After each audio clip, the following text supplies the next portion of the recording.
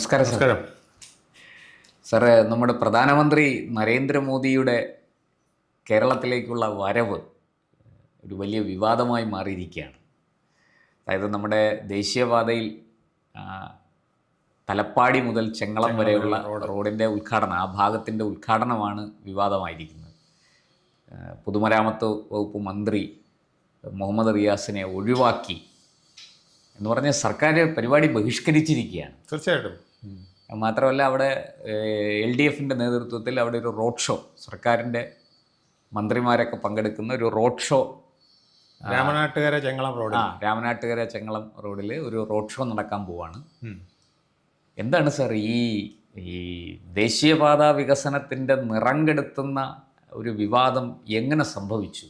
ആരാണ് ഇതിൽ യഥാർത്ഥ ഉത്തരവാദി ഈ വിവാദത്തിൻ്റെ? ദയവായി നിങ്ങൾ തെറ്റിദ്ധരിക്കരുത്.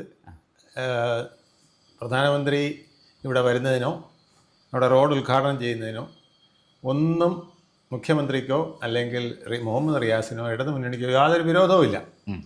അവരെ സംബന്ധിച്ചിടത്തോളം മോദിയുടെ ഒപ്പം നിന്ന് ഫോട്ടോ എടുക്കുകയും മോദിയുടെ ഒപ്പം ചായ കുടിക്കുകയും മോദിയുടെ ഒപ്പം ആനുകൂല്യങ്ങൾ പറ്റുകയും മോദിയുടെ ഒപ്പം നിന്ന് കേസുകൾ ഒതുക്കി തീർക്കുകയൊക്കെ ചെയ്യുന്നതിൽ അവരെ വളരെ വിദഗ്ധമായി കൈകാര്യം ചെയ്തുകൊണ്ട് വന്നതാണ്. അപ്പോൾ അവരെ സംബന്ധിച്ചിടത്തോളം നരേന്ദ്രമോദി ഇവിടെ ഒരു പാത വികസനം ചെയ്തോ അല്പം ക്രെഡിറ്റ് എടുക്കുന്നതിൽ വിഷമമൊന്നുമില്ല. പക്ഷേ ഇതിനകത്തൊരു വലിയ രാഷ്ട്രീയമുണ്ട്. ആ രാഷ്ട്രീയമാണ് ഞാൻ ഇതിൽ നിന്ന് എല്ലാം മാറ്റി നിർത്തി പറയാൻ ആഗ്രഹിക്കുന്നത്. ഇടതുമുന്നണിയെ സംബന്ധിച്ചിടത്തോളം മുസ്ലിം, ക്രിസ്ത്യൻ, ഹിന്ദു വോട്ടാണ് ബേസ്. ഒരു 30% ഹിന്ദു വോട്ടുകൾ അവർക്ക് കിട്ടിക്കൊണ്ടിരുന്നു. പ്രത്യേകിച്ചും ഹിന്ദു പിന്നാക്ക വിഭാഗങ്ങളുടെ വോട്ട് കിട്ടിക്കൊണ്ടിരുന്നു. അപ്പോൾ പിന്നോക്കം മാത്രമല്ല, നായരുടെ വോട്ട് കിട്ടിക്കൊണ്ടിരുന്നു. ഈഴവരുടെ വോട്ട് കിട്ടിക്കൊണ്ടിരുന്നു. ഹരിജനങ്ങളുടെ കോളനി കേന്ദ്രീകരിച്ചൊക്കെ വലിയ വോട്ടുകൾ, ദളിത് വോട്ടുകൾ കിട്ടിക്കൊണ്ടിരുന്നതാണ്. അതെല്ലാം നഷ്ടമായി എന്നുള്ളതാണ് കഴിഞ്ഞ പാർലമെന്റ് തെരഞ്ഞെടുപ്പും അത് കഴിഞ്ഞ് വന്ന തദ്ദേശ സ്വയംഭരണ തെരഞ്ഞെടുപ്പും ഇടതുമുന്നണിയെ പഠിപ്പിച്ച പാഠം. അപ്പോൾ പെട്ടെന്ന് ഇതെല്ലാം മാറ്റിമറിക്കണമെങ്കിൽ വലിയ പാടാണ്. ഒന്ന്, ഇപ്പം ഹിന്ദു വോട്ടുകൾ കുറേയൊക്കെ ഇപ്പോഴും കൂടെ നിൽപ്പുണ്ട്. അതല്ല പ്രശ്നം. മുസ്ലിം വോട്ടുകൾ കിട്ടണം, ക്രിസ്ത്യൻ വോട്ടുകൾ കിട്ടണം. കാരണം കഴിഞ്ഞ തദ്ദേശ സ്വയംഭരണ സ്ഥാപന തെരഞ്ഞെടുപ്പുകളിൽ കണ്ടത് 4 ജില്ലകൾ LDFിനെ സംബന്ധിച്ചിടത്തോളം 0 ആയിരുന്നു. തദ്ദേശ സ്വയംഭരണ സ്ഥാപന തെരഞ്ഞെടുപ്പാണെന്ന് നോക്കണം. തദ്ദേശ സ്വയംഭരണ സ്ഥാപന തെരഞ്ഞെടുപ്പ് എന്ന് പറഞ്ഞാൽ അപ്പർ ഹാൻഡ് കിട്ടുന്ന സ്ഥലങ്ങളാണ്. അവിടെ മലപ്പുറം, വയനാട്, എറണാകുളം, ഏതാണ്ട് ഇടുക്കി, കോട്ടയം ഭാഗികമായി, പത്തനംതിട്ട മുഴുവൻ, 3 ജില്ലകൾ പൂർണ്ണമായി വേണമെന്നേ 100% ആണ്. 3 അല്ല 4. വയനാട്, മലപ്പുറം, എറണാകുളം, പത്തനംതിട്ട, ഇടുക്കി. എറണാകുളത്ത് കുറച്ച് ഭേദമാണെന്ന് പറയാം. പക്ഷെ ബാക്കിയുള്ളിടത്തെല്ലാം വളരെ മോശമായിരുന്നു. 4 ജില്ലകളിൽ വളരെ മോശമായിരുന്നു പെർഫോമൻസ്. അങ്ങനെയാണ് 81 സീറ്റ് വരെ UDF ലീഡ് ചെയ്യുന്ന അവസ്ഥ വന്നത്, ഈ വോട്ടുകളെല്ലാം കൂടെ കൂട്ടിയപ്പോൾ. അപ്പോൾ LDFിൻ്റെ നില 58 സീറ്റിലേക്ക് താഴ്ന്നു. അത് ഇനിയും ടൈറ്റ് ഫൈറ്റ് നടക്കുമ്പോൾ ഭരണവിരുദ്ധ വികാരം, പിന്നെ ഈ ഇടെ ഉണ്ടായിക്കൊണ്ടിരിക്കുന്ന നമ്മുടെ ആരോഗ്യമന്ത്രി വീണ ജോർജിൻ്റെ പ്രകടനം, അത് കഴിഞ്ഞ് ഗണേഷ് കുമാറിൻ്റെ പ്രകടനം, ഇതൊക്കെ വഴി ഇനിയിപ്പോൾ വോട്ടുകൾ ഒരുപാട് നഷ്ടപ്പെടാൻ പോവുകയാണ്. അപ്പോൾ എന്തായാലും LDFിനെ സംബന്ധിച്ചിടത്തോളം മുസ്ലിം വോട്ടുകൾ, ക്രിസ്ത്യൻ വോട്ടുകൾ കുറച്ച് കിട്ടണം. ഇതിനെന്താ എളുപ്പമാർഗം? മുസ്ലിം ക്രിസ്ത്യൻ വോട്ടുകളുടെ ഒരു ഏകീകരണം UDFിന് അനുകൂലമായി സംഭവിച്ചു. 100% ആണ്. ഇപ്പോൾ ആ 100%ൽ നിന്നൊരു 10, 15, 20 എങ്കിലും പിടിക്കാൻ പറ്റിയാൽ പല സീറ്റിലും LDFിന് ഒന്ന് കടന്നുകൂടാം. ഒരു 70 കൊണ്ട് എത്തിക്കാൻ പറ്റും എന്നൊരു വിചാരമുണ്ട്. ഇല്ലെങ്കിൽ 58ലും താഴെ പോകും. അപ്പോൾ 70 പിടിക്കണമെങ്കിൽ മുസ്ലിം, ക്രിസ്ത്യൻ. ശരിക്കും പറഞ്ഞാൽ 58 നമുക്ക് പറയാൻ കഴിയില്ല. കാരണം നേമത്തും വട്ടിയൂർക്കാവിലും BJP ആണ് മുന്നിൽ. അതെ.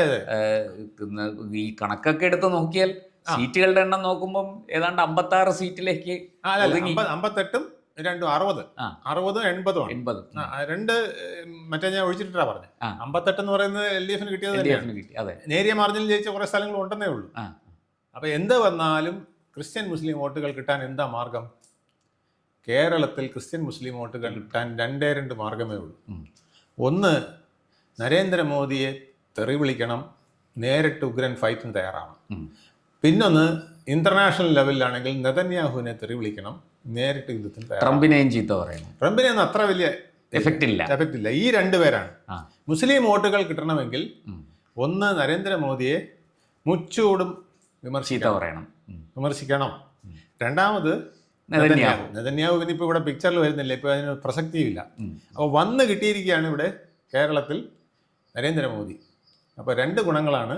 ഒന്ന്, ആ പരിപാടിയെ ഒന്ന് ഗ്ലാമർ നിറം കെടുത്താം, എന്തെങ്കിലും ഒരു കലക്കാം. പക്ഷെ അതിനേക്കാൾ വലിയ ഉദ്ദേശം മുസ്ലിം കോട്ടകളിൽ മറ്റു ചില മുസ്ലിം ന്യൂനപക്ഷ വോട്ടായ സ്ഥലങ്ങളിൽ പോലും ജയിക്കണമെങ്കിൽ മുസ്ലിം വോട്ട് അത്യാവശ്യമാണ്. ഹിന്ദു ഭൂരിപക്ഷമുള്ള സ്ഥലങ്ങളിൽ പോലും ചിലപ്പോൾ മുസ്ലിമിൻ്റെ വോട്ട് ഇടതുമുന്നണി സംബന്ധിച്ചിടത്തോളം നിർണായകമാണ്. പ്രത്യേകിച്ച് കട്ട ത്രികോണ മത്സരം വരുന്ന ഒരു 10-25 മണ്ഡലങ്ങൾ കേരളത്തിൽ വരാൻ പോകുന്നു. ആ മണ്ഡലങ്ങളിൽ BJP A ക്ലാസ് എന്ന് പറയുന്ന മണ്ഡലങ്ങൾ വരുന്നിടത്ത് ചിലപ്പോൾ BJP അടിച്ചുകൊണ്ട് പോവുകയോ BJP രണ്ടാം സ്ഥാനത്ത് വന്ന് UDF അടിച്ചുകൊണ്ട് പോവുകയോ ചെയ്യുന്ന സാഹചര്യം വരാൻ പോവുകയാണ്. ഇത് മുൻകൂട്ടി കണ്ട് ക്രാന്തദർശിയായ രാഷ്ട്രീയ കുതന്ത്രങ്ങൾ അറിയാവുന്ന പിണറായി വിജയൻ ഇറക്കിയ ഒന്നാം തരം തുറുപ്പ് ചീട്ടാണ് ഇപ്പോൾ ദേശീയപാത ഉദ്ഘാടന വിവാദം. അല്ലാതെ വേറൊന്നുമില്ല. നിതിൻ ഗഡ്കരിയെ വിളിച്ചിട്ടില്ല, പിന്നെ ഇനിയിപ്പോ ഇവിടുത്തെ മന്ത്രിക്ക് എന്താ പ്രസക്തി? അവിടുന്ന് മുഖ്യമന്ത്രി, അവിടുന്ന് പ്രധാനമന്ത്രി, ഇവിടുന്ന് മുഖ്യമന്ത്രി വന്നാൽ തീർന്നു. അല്ല, അത് ഞാൻ ആലോചിക്കുകയും ചെയ്തു. കാരണം ഈ പദ്ധതിയുടെ ബ്രെയിൻ എന്ന് പറയുന്നത് മാസ്റ്റർ ബ്രെയിൻ നിതിൻ ഗഡ്കരിയാണ്. പിന്നെ ഇവിടെ സ്ഥലം വാങ്ങിക്കുന്നതിനുള്ള പല കാര്യങ്ങൾക്കായിട്ട് സാമ്പത്തിക സഹായവും മറ്റു വിട്ടുവീഴ്ചകളും എല്ലാം ചെയ്തുകൊണ്ട് മുഖ്യമന്ത്രിയെ പൂവിട്ട് പൂയിച്ച് ഞാൻ 2015 ഈ നമ്മുടെ കഴക്കൂട്ടത്തായിരുന്നു ആദ്യത്തെ ഉദ്ഘാടനം. ഈ കഴക്കൂട്ടം കാരോട് ബൈപ്പാസ് 4 വരിയാക്കി. അന്ന് അദ്ദേഹം 57,000 കോടിയുടെ പദ്ധതിയാണ് മൊത്തത്തിൽ പ്രഖ്യാപിച്ചത്. അപ്പൊ അത് റിപ്പോർട്ട് ചെയ്യാൻ പോയ ആളാണ് ഞാൻ. തീർച്ചയായിട്ടും അന്ന് അദ്ദേഹം വാസ്തവത്തിൽ ഈ ശശി തരൂർ ഉൾപ്പെടെയുള്ളവർ പങ്കെടുത്തു. നമ്മുടെ മുഖ്യമന്ത്രി അന്ന് ഉമ്മൻചാണ്ടിയായിരുന്നു. ആ പരിപാടിയിലേക്ക് BJP സംസ്ഥാന പ്രസിഡന്റായിരുന്ന V മുരളീധരനെ ക്ഷണിച്ചു എന്ന് പറഞ്ഞ് ഇന്നത്തെ വിദ്യാഭ്യാസ മന്ത്രി, നമ്മുടെ അന്ന് പിന്നെ നേമം MLA ആയിരുന്ന V ശിവൻകുട്ടി വലിയ പരാതിയൊക്കെ പറഞ്ഞ് വേദിയിൽ വെച്ച് തന്നെ മുഖ്യമന്ത്രിക്ക് പരാതിയൊക്കെ കൊടുത്തു ഉമ്മൻചാണ്ടിക്ക്. ഉമ്മൻചാണ്ടി പറഞ്ഞു, ശിവൻകുട്ടി ഒന്ന് അടങ്ങിയിരിക്കും, കാര്യങ്ങളൊക്കെ ഇവിടെ നടക്കട്ടെ, ആര് വന്നു പോയി എന്നുള്ളതല്ല, നമുക്ക് കാര്യങ്ങൾ നടക്കണം. എത്രയോ കാലമായിട്ട് ഇത് 40-40 കൊല്ലമായിട്ട് ഈ ബൈപ്പാസ് കട്ടപ്പുറമൊന്നുമല്ല വിഷയമേ, ഇതൊന്നും ഒരു വിഷയമേ അല്ല. മുഖ്യമന്ത്രി ഒറ്റയ്ക്ക് വന്ന് ഇവിടുത്തെ മുഴുവൻ ദേശീയപാത ഉദ്ഘാടനം ചെയ്താലും ഇലക്ഷൻ ഇല്ലായിരുന്നെങ്കിൽ മിണ്ടൂലായിരുന്നു. വേണമെങ്കിൽ ക്ലിഫ് ഹൗസിലിരുന്ന് കൈയടിച്ചു. ഇപ്പൊ ഇവിടെ ശരിക്കും പറഞ്ഞാൽ ഈ പദ്ധതിക്ക് കേന്ദ്രമന്ത്രി നിതിൻ ഗഡ്കരി വരാത്തതിനാണ് പിണറായി പിണങ്ങേണ്ടത്. കാരണം ഇത്രയും സഹായം ചെയ്ത ആളാണ്. അപ്പൊ അദ്ദേഹം വന്നില്ലെങ്കിൽ ഞാൻ വരില്ല എന്നാണ് പറയേണ്ടത്. പക്ഷെ മരുമം വന്നില്ലെങ്കിൽ ഞാൻ ഇല്ല എന്ന് പറയേണ്ട ഗതികേട് വന്നത് അതുകൊണ്ടല്ല. അദ്ദേഹത്തിന്റെ മുന്നിൽ കേരളത്തിലെ വോട്ടിംഗ് പാറ്റേൺ മാറി. അതായത് ന്യൂനപക്ഷ വോട്ട് 4 ജില്ലകളിൽ 0, എറണാകുളം കോഴിക്കോട് പോലുള്ള ജില്ലകളിൽ വൻ തകർച്ച, കോട്ടയം ഉൾപ്പെടെ വൻ തകർച്ച. പിന്നെ എന്തിന് കഴക്കൂട്ടത്ത് കടകംപള്ളി സുരേന്ദ്രൻ ജയിക്കണമെങ്കിൽ മുസ്ലിം വോട്ട് കിട്ടണം. കഴിഞ്ഞ തവണ 5000 വോട്ടാണ് SDP-യുടെ നിന്ന് മാത്രം കിട്ടിയത്. കഴിഞ്ഞ തവണ 5000 വോട്ട് SDP-ക്കാരാ പറയുന്നത്, മനസ്സിലായില്ലേ? കഴക്കൂട്ടത്ത് ഞങ്ങൾ 5000 വോട്ട് 2 ദിവസം കൊണ്ട് 100 പേരെ സ്കൂട്ടറിൽ അയച്ച് ഞങ്ങൾ വോട്ട് പിടിച്ചു കൊടുത്തു എന്നാണ് പറഞ്ഞത്. അപ്പം അതുപോലെ ചില പോക്കറ്റുകളുണ്ട്. ആ പോക്കറ്റുകളിൽ വിജയിക്കണമെങ്കിൽ മുസ്ലിം വോട്ട് കിട്ടണം. ഇപ്പോഴത്തെ സാഹചര്യത്തിൽ മുസ്ലിം വോട്ട് അങ്ങനെ കിട്ടാൻ കഴിയില്ല. നേമത്ത് ശിവൻകുട്ടി ജയിച്ചത് ചുമ്മാതല്ല, SDP-യുടെ വോട്ട് കൊണ്ടാണ്. 10,000 വോട്ട് അവർ പരസ്യമായിട്ട് പറഞ്ഞു. അത് നിഷേധിക്കാൻ ശിവൻകുട്ടി തയ്യാറായി. അവസാനം വരെ തോറ്റു നിന്ന ശിവൻകുട്ടി 3 കോർപ്പറേഷൻ വാർഡുകൾ എണ്ണിയപ്പോൾ, കമലേശ്വരം, അമ്പലത്തറ, എണ്ണിയപ്പോഴാണ്, തിരുവല്ലൊക്കെ എണ്ണിയപ്പോഴാണ് ജയിച്ചു കയറിയത്. അതുവരെ 10,000 വോട്ടിന് വരെ പുറകിൽ നിന്ന സാഹചര്യം ഉണ്ടായിരുന്നു.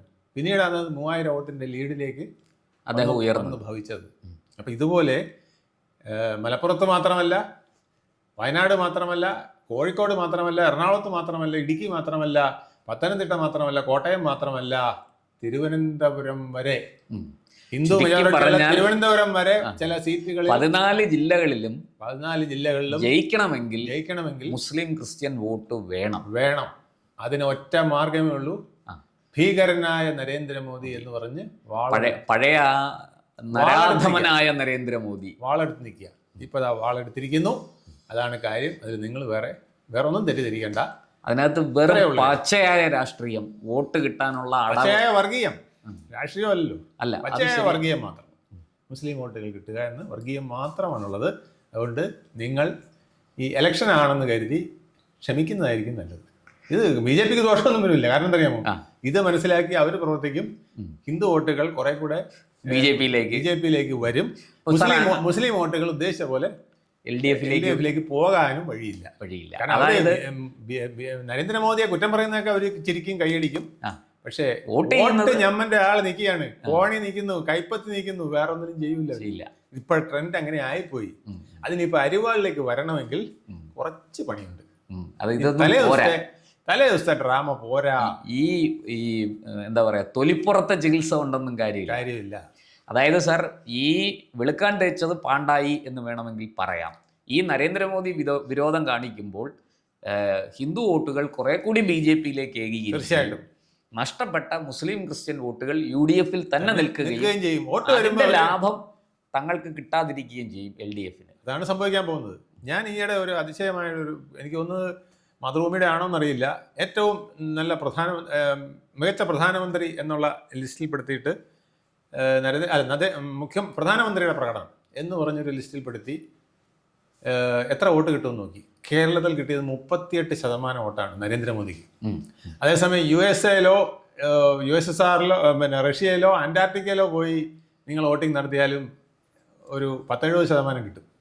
നരേന്ദ്രമോദിയാണ് നല്ല പ്രധാനമന്ത്രി ഇന്ത്യയുടേതെന്ന് പറഞ്ഞ് വോട്ട് കിട്ടും. പക്ഷെ കേരളത്തിൽ കിട്ടിയത് 38%. കാരണം എന്തറിയാമോ, ഇവിടുത്തെ മുസ്ലിമിനും ക്രിസ്ത്യാനിക്കും അദ്ദേഹത്തിന് ഇഷ്ടമല്ല.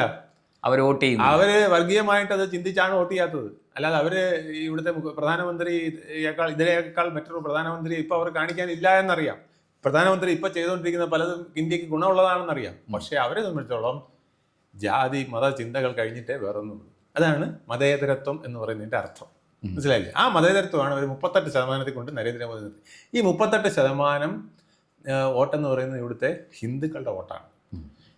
അതും പിന്നെ ആ ഹിന്ദുക്കളിൽ ഈ 38-ൽ ഏതാണ്ട് പകുതിയോളം LDFനുള്ള വോട്ടും കൂടെയാണ്. അതിൽ ചൊറിഞ്ഞാണ് ഇപ്പോൾ ഈ വിവാദത്തിൽ കളിക്കുന്നത്. അതിൽ എത്ര പോകുമെന്ന് എനിക്ക് പറയാൻ പറ്റില്ല. പക്ഷെ അതിൽ 2% പോയാലും അതിൻ്റെ കോട്ടം വലുതായിരിക്കും. കാരണം 2% പോകുന്നതിന് പകരം 1% അപ്പുറത്തുനിന്ന് കിട്ടുമെന്നും ഇപ്പം പ്രതീക്ഷിക്കാൻ വകയില്ല.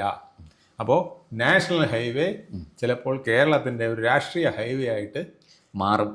എപ്പോൾ മാറും? മെയ് 30-ന് മുമ്പ്, മെയ് 1-ാം തീയതിക്ക് മുമ്പായിട്ട് വെട്ടി പൊട്ടിക്കുമ്പോൾ മാറും.